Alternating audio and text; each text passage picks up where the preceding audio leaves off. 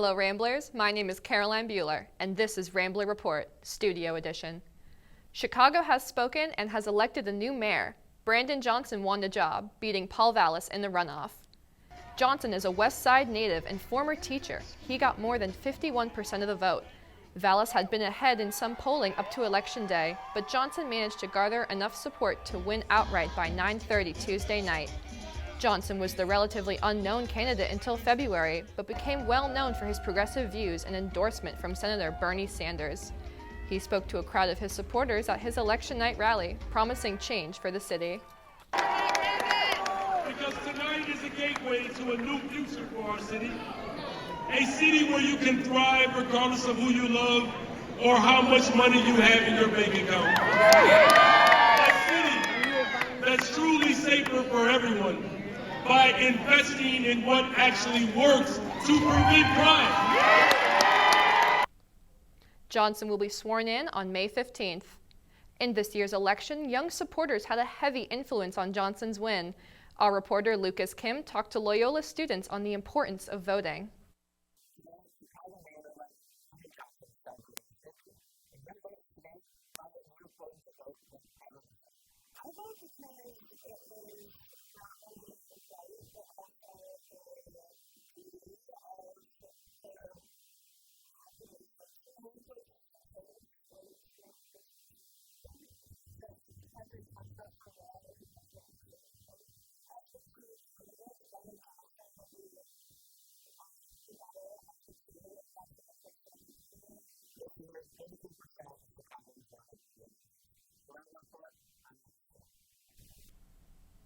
The Chicago Board of Elections has not yet released the vote, but the 2020 U.S. presidential election saw an 11% increase from 2016 to 50%. Loyola is trying to prepare to help in an emergency involving gun violence. The program, Stop the Bleed, is helping save lives one step at a time. A workshop at Loyola's Lakeshore campus taught students how to stop life-threatening bleeding, specifically from a gunshot wound. Amanda Oliver from the Loyola Medical Center uses combat military training to teach students how to properly treat a bleeding person. Caroline Chizzer helped plan the event for students and says it's an important skill to learn. Not only to get the students involved, but also because living in any city urban area, you want to be able to be recognized on safety and health, not only for yourselves, but others. The Stop the Bleed program came to Loyola in the wake of the Highland Park 4th of July shooting that killed 7 people and wounded 48. According to the Gun Violence Archive, several mass shootings happen every day in the U.S. The weather in the Chicagoland area is finally clearing up after a rough start to the week. Baseball-sized hail caused extreme damages to the northern suburbs of Chicago. These areas were under severe thunderstorm warning all day, with high winds and torrential rain. Storms blew until Wednesday morning, finally clearing up. The city of Chicago missed the blunt of these storms, and temperatures reaching the high 70s are forecasted for the next week. Earth Day may not be for another few weeks, but Loyola students are already celebrating all things sustainable.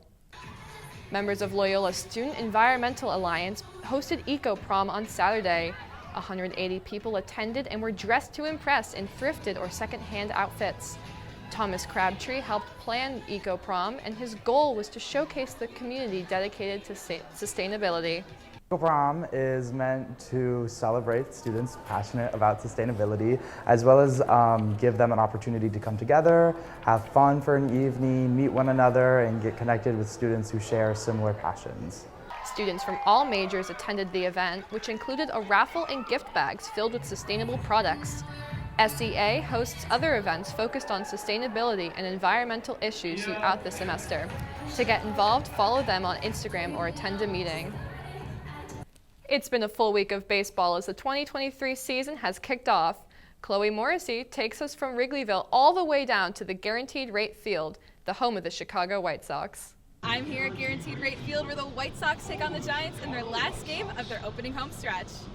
It was a sunny day in Chicago's South Side as the White Sox looked to win Game 3 in their series against the San Francisco Giants. You know, it's nice to be out at the park finally. It's been quite some time since I've been out here.